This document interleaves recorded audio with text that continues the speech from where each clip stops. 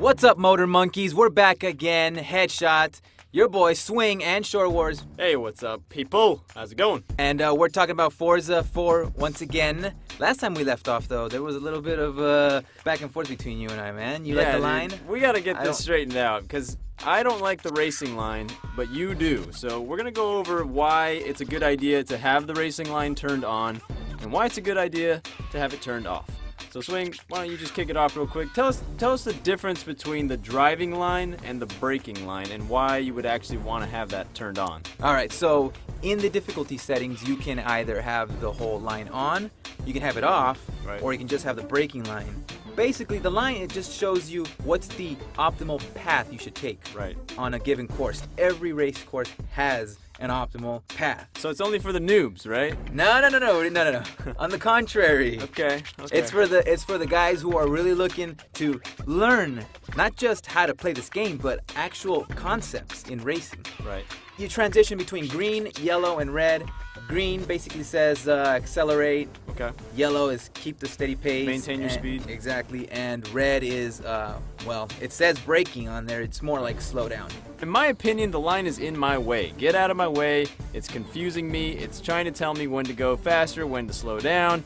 I turn the music off. I turn the HUD off. I turn the racing line off. I like to look at the course. I like to hear the engine. I like to hear my tires. That's what should tell me how fast I should be going. I really don't want all these other elements getting in my way. Now that's just me personally, and I recommend you guys try it out and just give it a shot.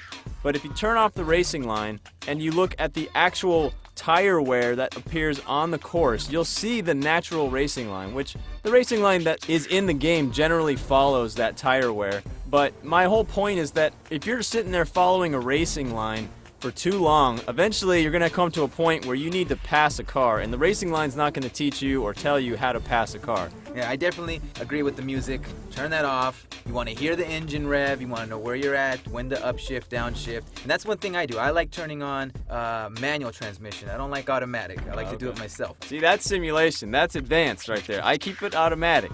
So again, you got to adjust some of these options and figure out what works for you. You did mention passing up, and overtaking cars. Yep. I would almost argue that the line kind of shows you how to do that. It's kind of setting you up to be in the optimal position to pass, to overtake anyone. To me, the racing line is telling me exactly how I should draft somebody. It's saying get right behind them and stay right behind them, because the AI is going to be right on that racing line. Get out of my way. I have an aggressive racing style. I want to get in the front and I want to stay in the front.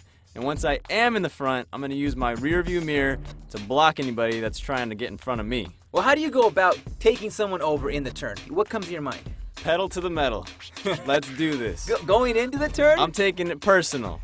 Some people say rubbing is racing, which, that's more of a NASCAR thing, and I'm not really down with that whole philosophy, because those guys are really great at making left-hand turns, and that's about it. Oh, we'll go there another day.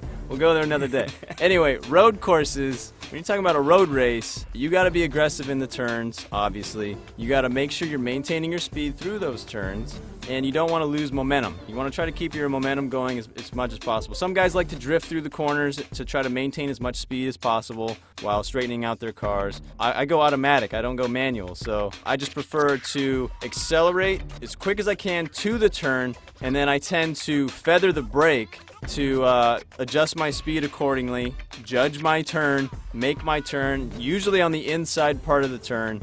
When I actually do catch up to a car, I'll tap them on the back of the bumper. I'll kind of get them thinking about me. I want them to know that I'm there. And as soon as I have an opportunity to make a move, I'm going to make a move. But again, if I got a braking line or a racing line in my way, I might be looking down at that. I'm going to get distracted. So again, that's why I turn it off. Yeah, so going into that turn, first you want to get your foot off the gas and then kind of gauge whether you need to brake or not. Yeah, exactly. And I mean, in my opinion, if there's a car in front of you, guess what? If you're going too fast, you just smack into the back of that car and you're going to slow down a little bit. Oh, man. And I mean, it's tough. That's the arcade coming out. That's the arcade coming out in me, man. In real life, you're not going to be doing that. Yeah, do whatever it takes to get into first place and then lock it down, guys. Smash up $1 million car. Sure. All right, I think that's going to wrap it up for this episode of Headshot. I'm Shorewarz. This was Swing. And be sure to check out our Facebook page at facebook.com/machinima. Peace.